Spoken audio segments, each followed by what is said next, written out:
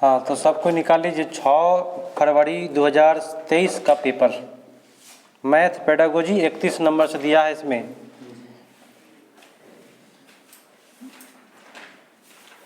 बड़े ध्यान से करेंगे, अच्छे से किया जाए इसको। प्रथम प्रश्न है कि निम्नलिखित क्रियाकलाप में से, लास्ट में होगा 6 फरवरी, निम्नलिखित क्रियाकलाप में से किससे विद्यार्थियों में त्रिविम विवेचना विकास होने की सर्वाधिक संभावना है? किसमें?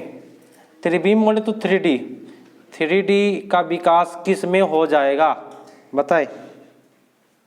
3D किस में होगा? चौपड़ में। 31 का उत्तर क्या जाएगा? चौपड़। देखिए चौपड़ बोले या बोतल का ढक्कन बोले उसमें 3D जाता है, सही, ठीक है। 3D के लिए कभी भी बोलेगा तो आपका चौपड़ जाएगा और नहीं तो बोतल का ढक्कन जाएगा, ठीक है। नेक्स्ट पढ़ते हैं।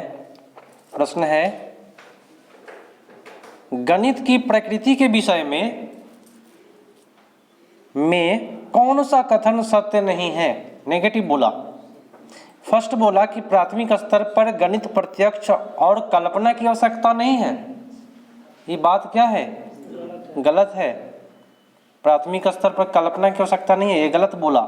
बी बोला कि गणित में विचारों के सही संचरण के लिए विशेष शब्दावली का प्रयोग होता है।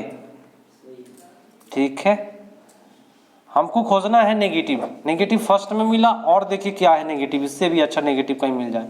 गणितीय ज्ञान की संरचना में तर्क कौशल महत्वपूर्ण है। ठीक है ना। गणितीय संकल्पना के प्रकृति श्रेणीबद्ध है, तो ये भी बात आपका क्या है? 32 का सही है। तो उत्तर आपका कौन सा जाएगा? ए नंबर जाएगा। और यहाँ पे मिस्टेक हुआ है, आपका उत्तर 100% ए ही जाएगा, समझे। आंसर आपका गलत दिया हुआ था जो आप लोग सेट मारे हैं। नेक्स्ट प्रश्न है कि प्राथमिक स्तर पर गणित पढ़ने के लिए निम्नलिखित में कौन सा पहलू अत्यंत महत्वपूर्ण है? सबसे अच्छा महत्वपूर्ण क्या होगा? देखिए फर्स्ट में बोला क्या गलत क्या है? उच्च स्तर की पढ़ाई कर रहा है, उच्चतर पढ़ाई गलत होता है और साथ साथ रोजगार के लिए पढ़ाई गलत होता है। बी में क्या बोला? प्रौद्योगिकी के लिए प्रोत्साहन की तैयारी करना, ठीक है। गणित के बच्चों के जीवन के अनुभव में भाग लेना, ये भी ठीक है। और लास्ट में बोला कि परिकलन में परिशुद्धता का विकास करना। सबसे बेटर आप लोग क्या मानेंगे? सी मानेंगे, क्योंकि भाई बच्चों के जीवन से जोड़ करके पढ़ाना है, ठीक है। तो इस प्रकार से आप करेंगे, दिक्कत नहीं होगा। नेक्स्ट प्रश्न है कि प्राथमिक स्तर पर संख्याओं को पढ़ने के लिए निम्नलिखित में कौन सा कथन सही है? फर्स्ट बोला कि संख्याओं की अंतर्दृष्टि समझ को प्रोत्साहित किया जाना चाहिए, ठीक बोला, ठीक मार दे इसको।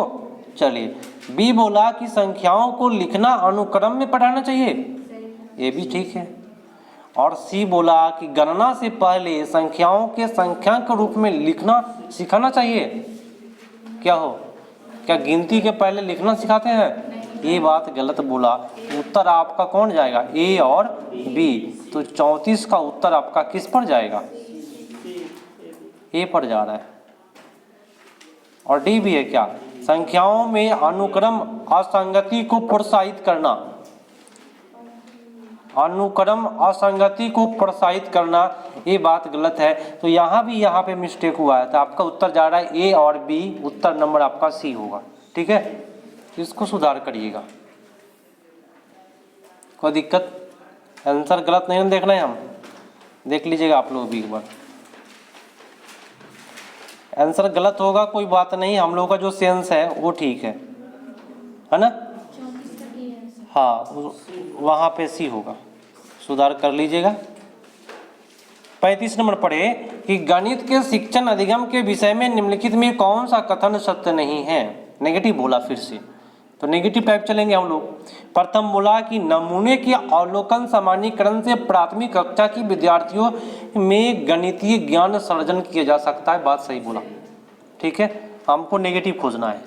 बी बोला कि गणितीय ज्ञान के सर्जन में तर्क और वार्ता की ओर महत्वपूर्ण भूमिका है, ये भी ठीक है।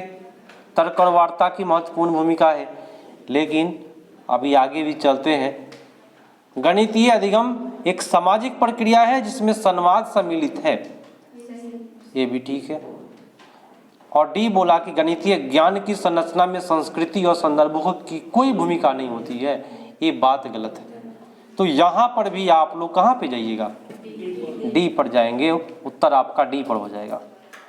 आपके यहाँ संस्कृति की कोई भूमिका नहीं होती है, तो जितने भी आपको गणित सीखते हैं आप सभी कोई, सब में संस्कृति की भूमिका है, सब जगह प्रयोग होता है संस्कृतियों में, तो आपका सबसे बेटर उत्तर आपका डी पर जाएगा। बहुत गलती है इसमें। हाँ चलिए कोई बात नहीं, एक बात याद रखें कि यहाँ पे नेगेटिव प्रश्न है और उत्तर यहाँ पे पॉजिटिव दे रहा है, समझे। एक तर्क और वार्ता की महत्वपूर्ण भूमिका होती है, ये तो बात सही है, तर्क और वार्ता की भूमिका होती है। बिना तर्क किए मैथ बनता है, वो नहीं बनेगा। प्रश्न बोला कि किन्हीं दो पूर्ण संख्याओं का योग एक पूर्ण संख्या होती है, पकड़िएगा ध्यान से। तो पूर्ण संख्याओं के इस गुण को इस प्रकार उल्लेखित किया जा सकता है, तो दो पूर्ण संख्या का योग पूर्ण संख्या हो, तो हम आपको लिखवाए हुए थे, इसका उत्तर क्या होगा, क्या लिखवाए थे, संवरक गुण, याद रखिएगा, ये सही दे रहा है। तो नेगेटिव पॉजिटिव की वजह से इसमें उत्तर जो है इधर उधर कर दिया था, उसको पूरा एकदम ढंग से इसको करके याद रखिएगा। देखिए दो पूर्ण संख्या का योग कभी भी पूर्ण संख्या होता है, ये सब कोई जानता है, और इसको क्या कहते हैं, संवरक गुण कहते हैं, ये हमेशा याद रखिए। पिछला बार भी हम इस प्रश्न को लिखवाए थे और पूछा था, इस बार भी आपको चांस बनता है संवरक गुण आपका पूछेगा। नेक्स्ट देखिएगा, रोहित ने अनुभव किया कि वर्ग एक चतुर्भुज और एक आयत दोनों ही हैं। वर्ग क्या है, एक समचतुर्भुज है और एक आयत भी है, तो वेन हीले का कौन सा स्तर होगा, संबंध। तो कभी भी ज्यामिति नाम 2 या 3 दे दे तो समझिए संबंध बनेगा, वहां पे आपका उत्तर स्तर नंबर 2 ए ऑप्शन पर चला जाएगा। कोई दिक्कत नहीं ना हो रही है, हाँ एकदम पूरे शांति से प्रेम से करें प्रश्नों को। प्रश्न बहुत बेटर दिया है, धैर्य से सुनिएगा। प्रश्न कहता है कि गणित के अधिगम पर, एक सेकेंड थोड़ा सा हम वेट करेंगे, क्या बोला, हाँ, गणित के शिक्षण अधिगम पर निम्नलिखित में से किसका प्रभाव होने की संभावना न्यूनतम है। नेगेटिव पूछ रहा है आप लोगों से, तो किसका प्रभाव होने की संभावना न्यूनतम है। फर्स्ट बोला मूल्यांकन के कारण छात्रों के आत्मविश्वास पर प्रभाव पड़ने के तरीके की जानकारी होना, ये तो ठीक है, ठीक है। अब खोजना है दूसरा क्या है कि छात्रों के गलत उत्तर को पूरा हल देना, ये बात गलत है। कोई भी बच्चा अगर गलत कर रहा है तो जहां गलत करता है वहीं पे हल देना है, पूरा नहीं देना कि हाँ फिर से सीखो, ऐसा नहीं करना है। जहां पे गलती हुआ वहीं पे हल दीजिए। तो उत्तर कौन सा जाएगा, बी पर। नेक्स्ट है कि बच्चे के भिन्न की संकल्पना पढ़ाने के लिए निम्नलिखित में से क्या अत्यंत उपयुक्त है। नहीं, क्रायोजेनिक क्षण हम आपको कितना बार लिखवाए हैं, कागज मोड़ना, और एक क्षण होता है जिससे भिन्न की पढ़ाई होती है, लिखवाए हैं कि नहीं। तो भाई भूल कैसे जा रहे हैं आप लोग। 39 का उत्तर आपका जाएगा क्षण पर, याद रखिएगा। नेक्स्ट प्रश्न कहता है कि निम्नलिखित कथनों में से किसमें संख्या 3 का प्रयोग क्रम सूचक भाव के रूप में हुआ है। फर्स्ट ऑप्शन बोला, ध्यान से पकड़िएगा, कि प्रत्येक समूह में 3 टीम सदस्य हैं। देखिए ये बात आपका गलत हो गया। क्या कह रहा है कि 3 संख्या का प्रयोग का क्रम सूचक का भाव बताना है। इस डिब्बे में 3 पेंसिल की कई समूह है, कोई संख्या इसमें नहीं हुआ फिक्स वाली बात।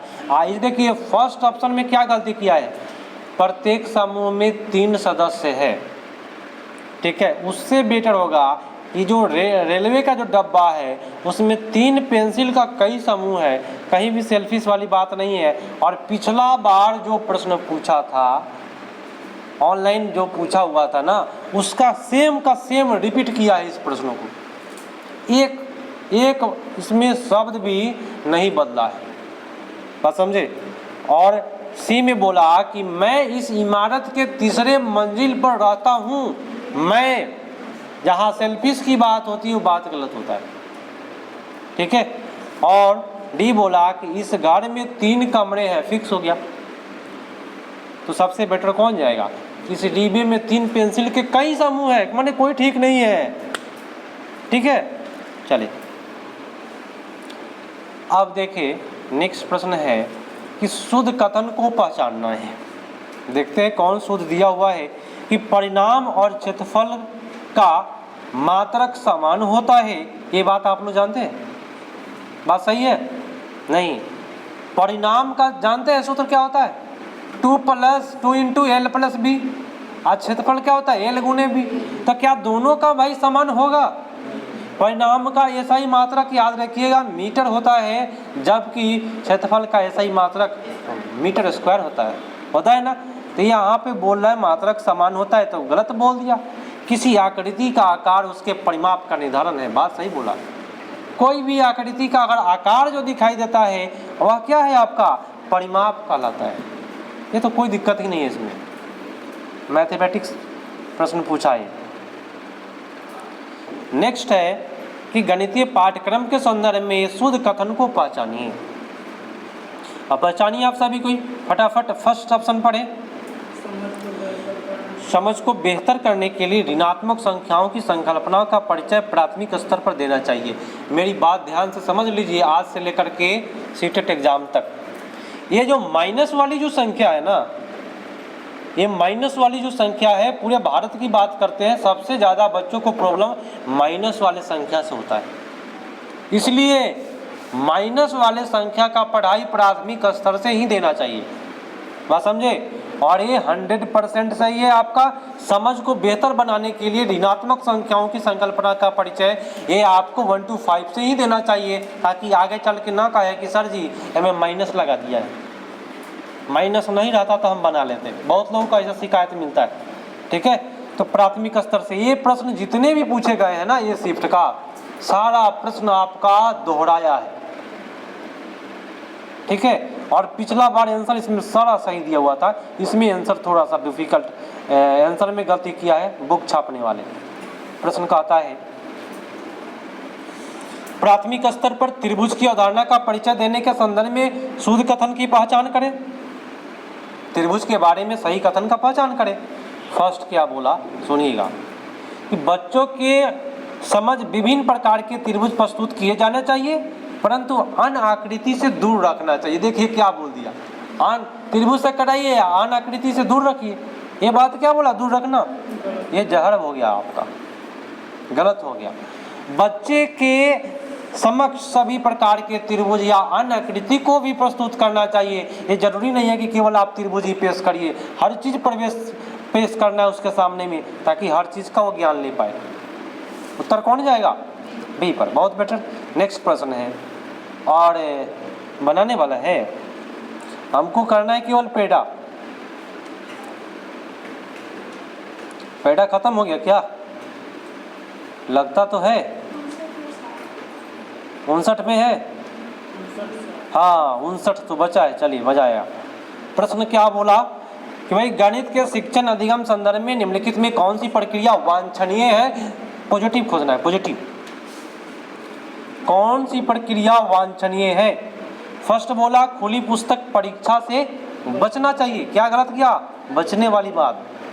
बी में बताए क्या गलत है, निर्धारित करना, ये आपका गलत है, हो गया गलत।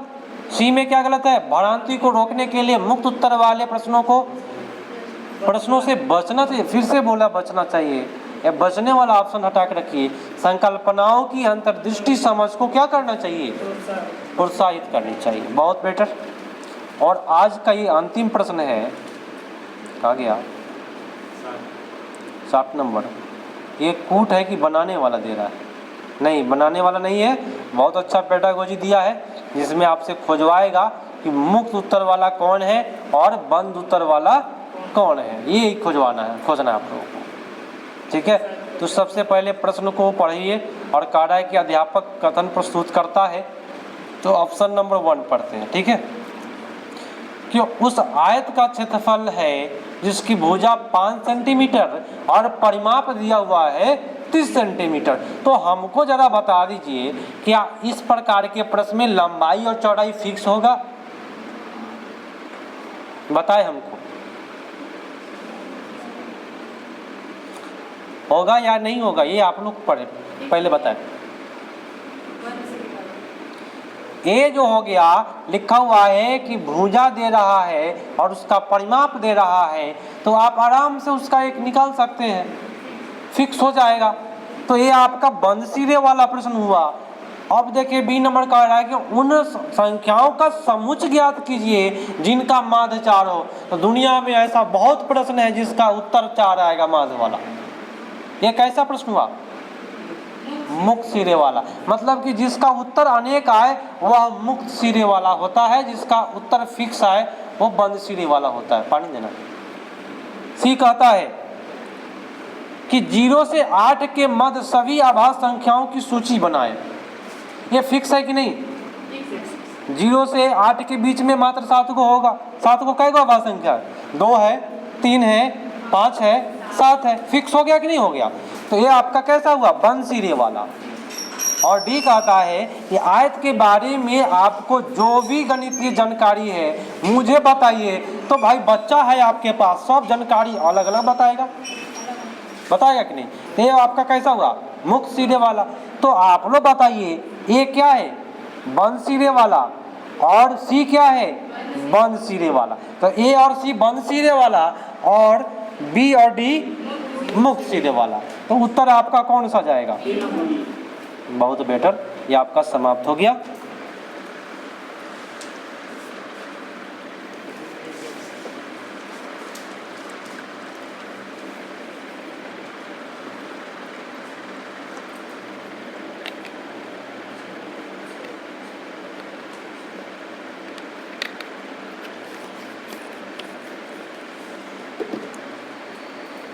चलिए आपका समाप्त। हम लोग अब हिंदी की ओर पढ़ेंगे।